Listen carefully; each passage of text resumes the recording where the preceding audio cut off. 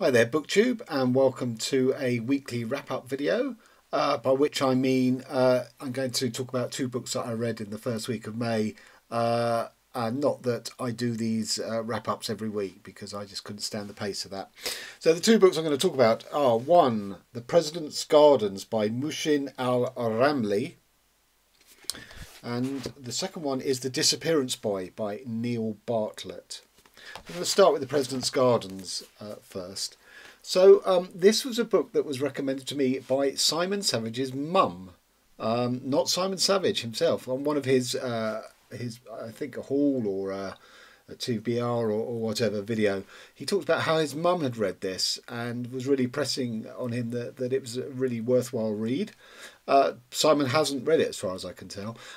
So I sort of looked at the blurb and thought, yeah, right. I'm well interested in this, and I purchased it. And when it arrived, it happened to coincide with nothing on the deck, so I picked it straight up.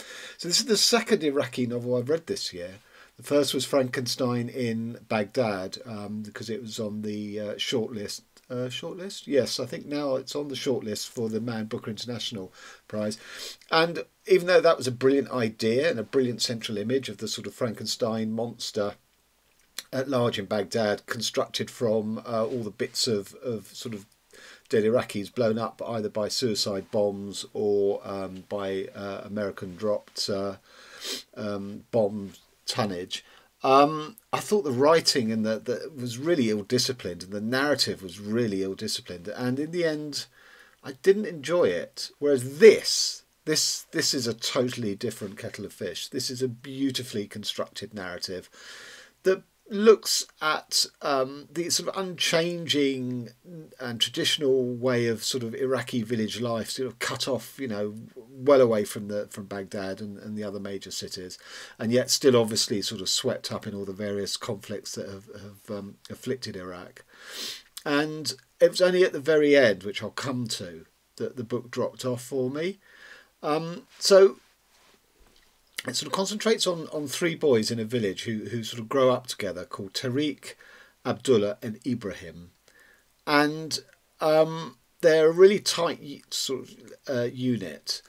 But they all obviously go on to do different things and have different fates. Tariq is the sort of the local imam and sort of spiritual leader, which is interesting because I don't ever remember there being a single mention of a mosque in this village. There's a graveyard, but there's not a mosque. So I sort of wondered, he probably sort of solves, villagers' sort of questions and disputes and moral conundrums by sitting in his house in that sort of quite old-fashioned way of sort of receiving sort of parishioners.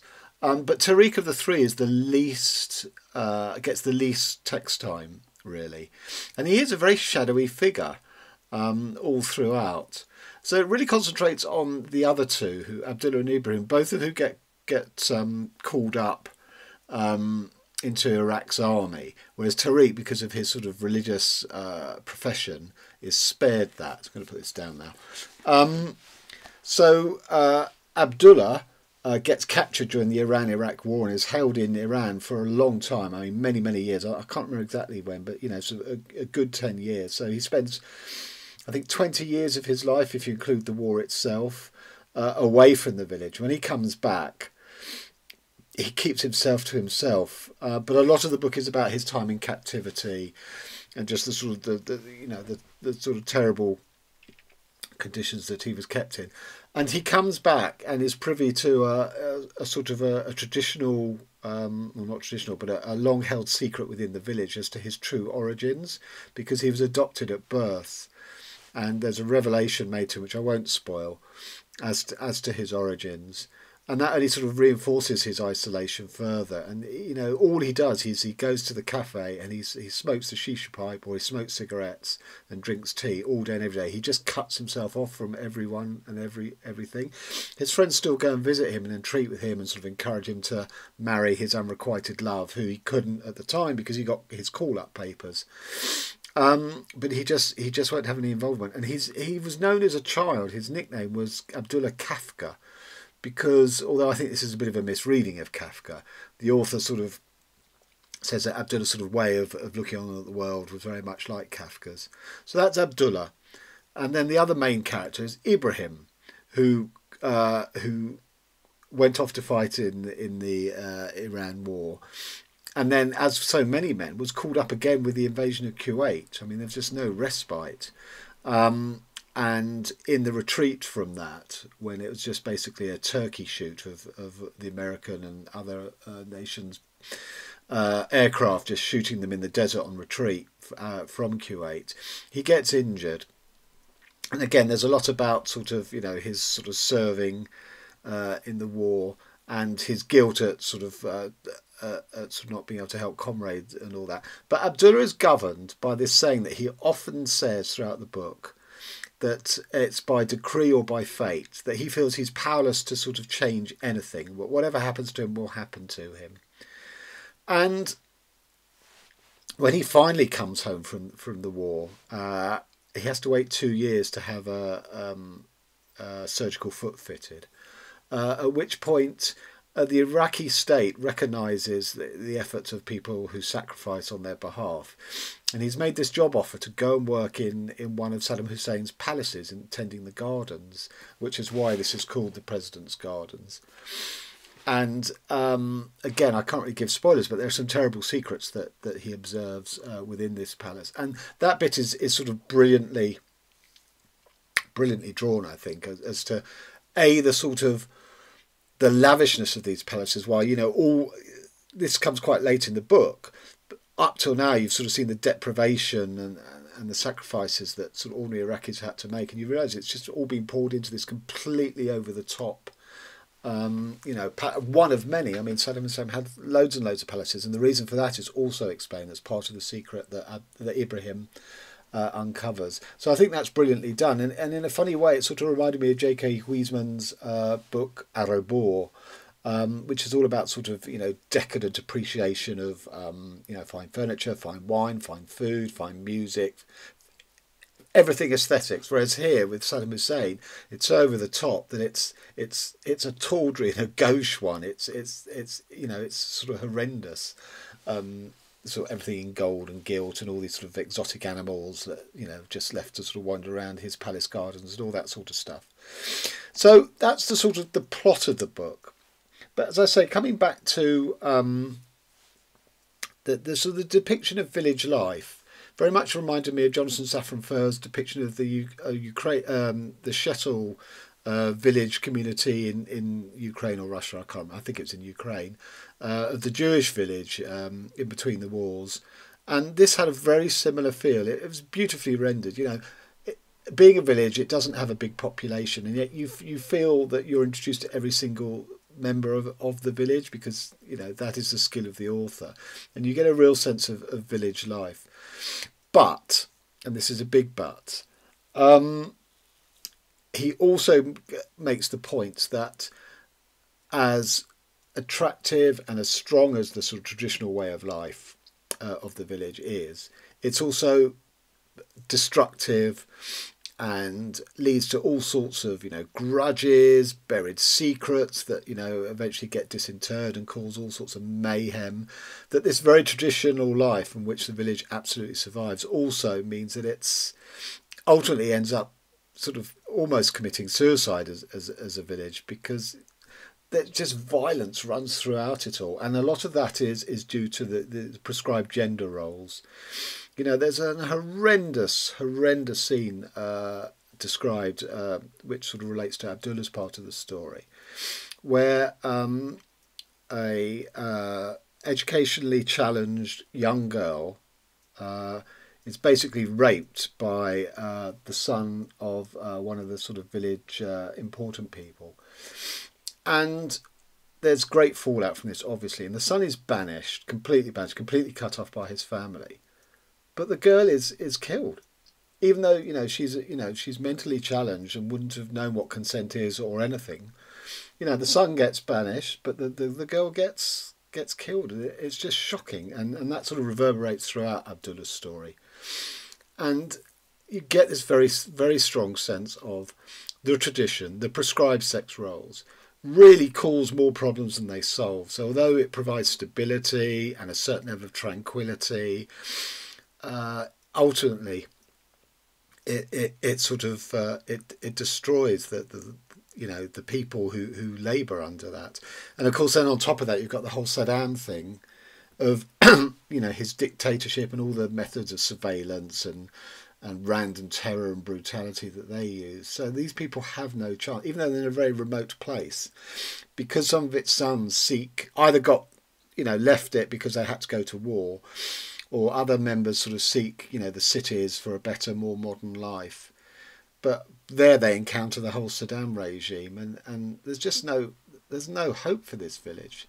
Although interestingly and somewhat irritatingly, this looks like it's going to be one in a series, and that the characters are going to feature in his next book, which I was a bit disappointed with, really, because I don't like series. I think the characters that you experience a novel with, when the novel finishes, that should be it. That should be everything possible to know about them. Should have been done in that book, and that's obviously not the case if they're then going to go on and have another story. But the other reason that I found it disappointing is towards the end, where I just thought it sort of veered off a bit, because it had totally carried me throughout, with every sort of emotional twist and turn of the characters. But in the end, Ibrahim dies, and his daughter, whose name I now can't remember. Oh yeah, she's called Kima, which means fate, which again reflects her father's obsession with fate or decree as determining their lives. His daughter, basically, she distanced herself from her father from a very young age, because she saw him as this sort of passive, man who left no sort of trace on life. And then of course he was away fighting wars and stuff at a key time in her development. But she turned her attention to the friend Tariq, who she found more sort of imposing and impressive, and she wished that she was Tariq's daughter rather than Ibrahim's. And when Ibrahim dies, Tariq and Kima both independently see that it would be a good solution for them to marry each other. For her, it's a sort of unconsummated, love for, of a child for a much older man, that she's been carrying a candle for him all this time, and she's able to do that. But also his influence and means that she feels protected, because not only has her father been killed, but her husband has been killed. So she's very vulnerable. So she's going in a very sort of this is what I have to do to preserve myself and my own child, twinned with this sort of slightly Freudian Oedipal. I love this guy from a long time back. And for Tariq, it's also a very cynical decision, and that really disappointed. I mean, it makes sense. I'm not querying it. It does make sense, but it seemed deeply cynical. And the other thing was, when Ibrahim is killed, that's when sort of Cosima comes back to, suddenly she rediscovers a love for him in death that she never felt as a child, that she sees him as a hero. Again, I can't go into too much detail because of sort of spoilers, but she sees him as a hero, and that was just too Damascus, if you'll forgive the pun, too much of a Damascene sort of turnaround. I just didn't buy that at all. So that was it, really. So 4.5, and if you didn't do the last, I don't know, 2 or 3 chapters, it probably would have been a 5 for me. Although again, the fact it's going on to a second book probably would have knocked off half a star. But a very good read, and much more satisfying than Frankenstein in Baghdad. It's a much wider picture of all aspects of Iraqi society, of the villages who are so remote from the towns, but then also of the sort of town life and the modern Iraqis, which Cosima represents, of wanting something different, something new, even to the music that they listen to. Much more of them in the modern world. So that was that one. So this is The Disappearance Boy by Neil Bartlett. I'm going to put this down for a bit because I'm going to talk about Neil Bartlett generally and then come back to this.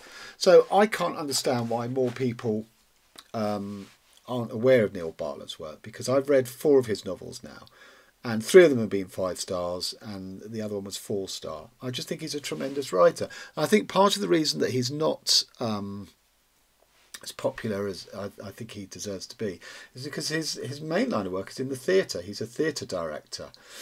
And the first time I ever encountered him was he did a one-man show in the 80s called A Vision of Dreams Revealed in Sleep, which is about a 19th century Victorian Jewish painter who was gay, and it was and Bartlett was playing the role. It was a one man show, and Bartlett was playing this painter, and he was in the nude, and it was, you know, it was a very, very brave exposure of himself on stage, but it's also very beautiful. The language and the visuals and the aesthetic of it. You know, he's sort of wrapped in sort of red silk.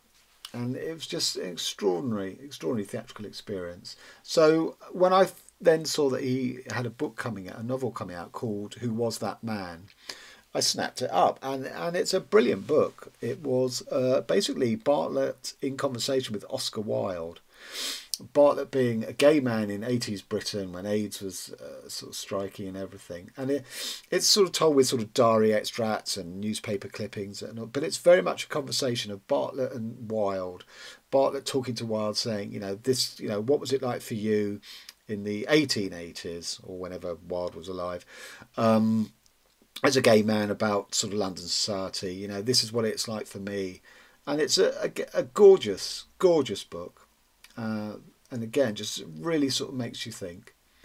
And then the second novel of his I read is called Skin Lane, which I've talked about before, where it's set in London's leather district, actually on a street called Leather Lane, where presumably, I mean, they're not there now, but presumably that's where they sort of had workshops that would cut the leather into shapes for, you know, whatever clothes they were making. In which the protagonist is an older man who has an unrequited crush on one of his workers who is heterosexual. He's not gay at all. But the passion and desire oozes from every page. It's the best portrayal of desire I've ever read in a novel, and of course it's, you know, offset against you know, this you know, descriptions of cutting up leather with cutting up skin with knives and stuff, and carving shapes for clothes for people to wear. It's just brilliant, and is in my all-time top 20 novels. And then the last one before this was called Mr. Page and Mr. Clove, I think, which is the one I gave 4 stars to. It's basically a rich gay man in London spots a guy who's his doppelganger and employs him in his house, mainly as a sort of a servant, as a lackey. And there's a sort of grandiose sort of dinner party, and, you know, what happens at the end of it, and all that sort of stuff. It wasn't quite as satisfying. And of the, you know, if you're going to pick up a Neil Bartlett book, I'd say pick up any of the others that interest you. But the point about Bartlett is he is he's a gay man and an advocate for gay rights through his art. But he writes about sexuality across the line. You know, he's not just concentrating, or in Who Was That Man? Mr. Wilde he was, but in each of the other 3 novels he wasn't, and I think that's again a great achievement on his part. So let's talk about this book, the Disappearance Boy. So it starts off pre-war, pre-Second World War, on the south coast in England, where Reggie Rainbow is an orphan who's developed childhood polio, and before his mother died, he was taken from her into this community on the coast for thoracic treatment of all sorts of conditions. And people, you know, at the time, people thought seawater and sea air and all that sort of stuff would help with these conditions. And while he's there, he's told his mother has died, and that's when he becomes an orphan. So it's a terribly sad sort of start in life. And the novel opens with Reggie having escaped and is standing on the railway tracks with one shoe on, because he only needs one shoe because his other leg doesn't reach the ground because of his polio. And he's waiting for the train to come and flatten him so he can go and join his mother as an angel. And he's spotted by the railway signalman from his hut, who sort of sweeps him off the line and saves him. And what Bartlett does so well in that opening chapter is it's so economical. It reads so authentic of that time, you know. He doesn't use sort of highfalutin literary language. He uses quite simple language, but he uses lots of metaphors.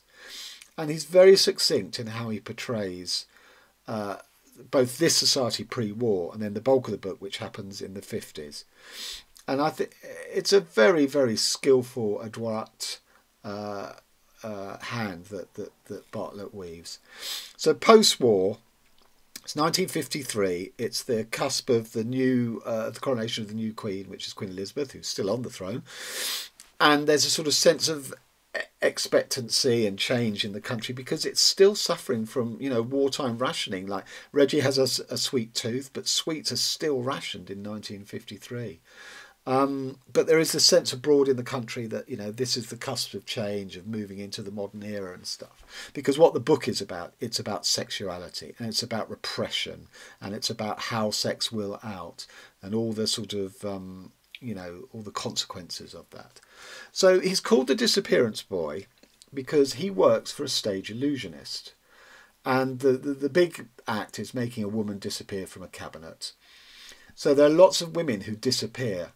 And they disappear in both literally and symbolically, because the stage musician, sleeps with them, uses and abuses his stage hands, and when eventually they get the courage to sort of, stand up to him, he dismisses them and moves on to the next one.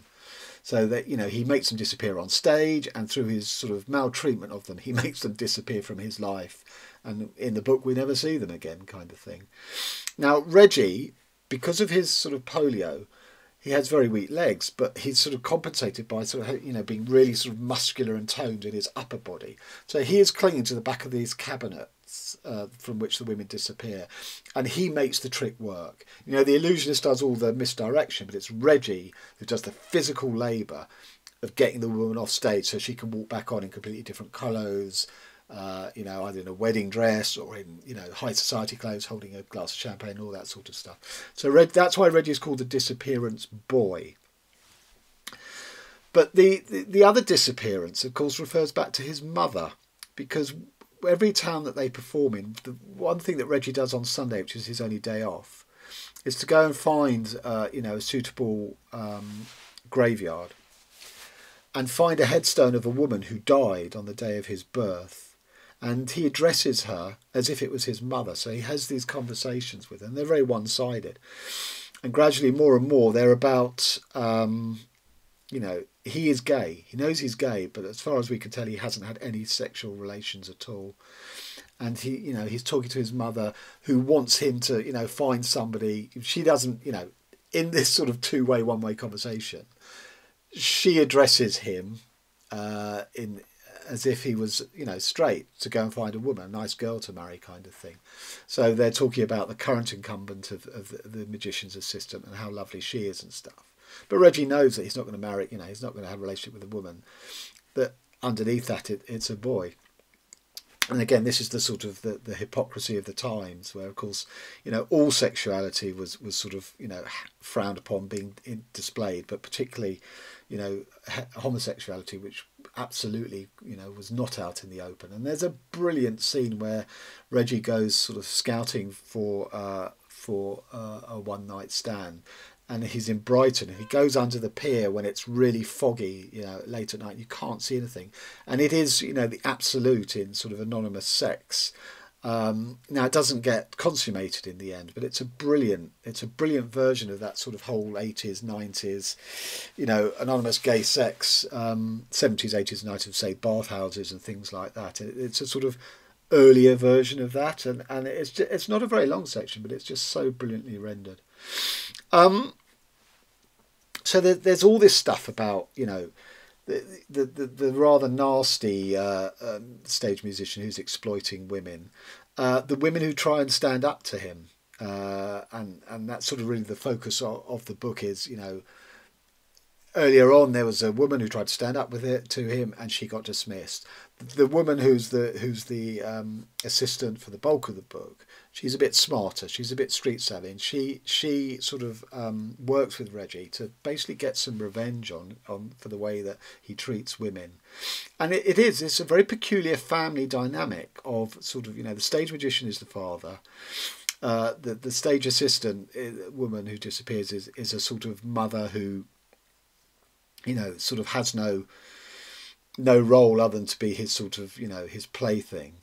both sort of in the cabinet but also in the bed. And Reggie is their sort of bastard child, and it sort of portrays those sort of sexual dynamics and family dynamics very, very well. And I think again it's not a big scale book, but equally it's not just about these three characters. It sort of pitches between the two. These three characters and the strange dynamic going on between them as an alternative family is a jumping off point to consider the sort of state of sort of sexual mores in the 50s.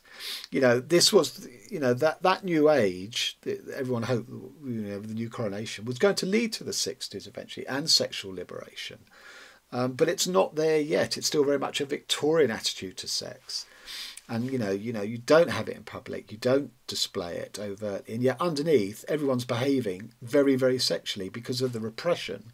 Makes them sort of, teem with sort of sexual pent-up passions. And, so while the stage magician is very casual about it and just sort of expects, to fall into bed with whatever woman, because he's very glamorous and sort of show busy.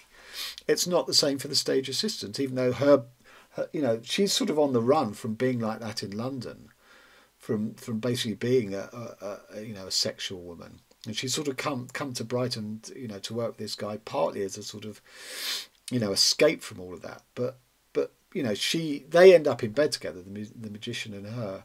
And for him it's a feather in his cap, and for her it's a disaster. The disappearing women is not only, as I say, not only in the cabinet, but they're erased from society. They are not allowed to be sexual beings, but they are expected to be sexually available.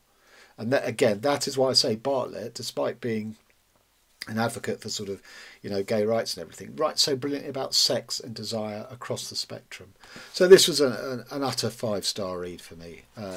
Just as usual with Bartlett, just so satisfying. And I read an interview conducted by the poet Dean Atta with Neil Bartlett, and I'm glad to see that Bartlett is currently writing a new novel, because he doesn't write, he doesn't write terribly, often, because he's doing so much theatre work. I think Who Was That Man must have come out in the mid-80s, and as I say, there's only been about sort of 4 novels in that time. There have been plays published and stuff. So, he's not a prolific novelist. Again, that may count against him, although it shouldn't, because Geoffrey Eugenides doesn't write any more quickly, a novel every 10 years or so, but, he's up there. And this is my campaign to get Neil Bartlett recognised as a literary gem and also a British treasure, because I think he does really important consciousness raising, not only in campaigning, but actually through his art. And this needs to be recognised. So there you have it. 2 reads in May that, got the month off to a great start. A 5-star and a 4.5 star. So I'm looking forward to the rest of the month. Okay, thanks. Till next time.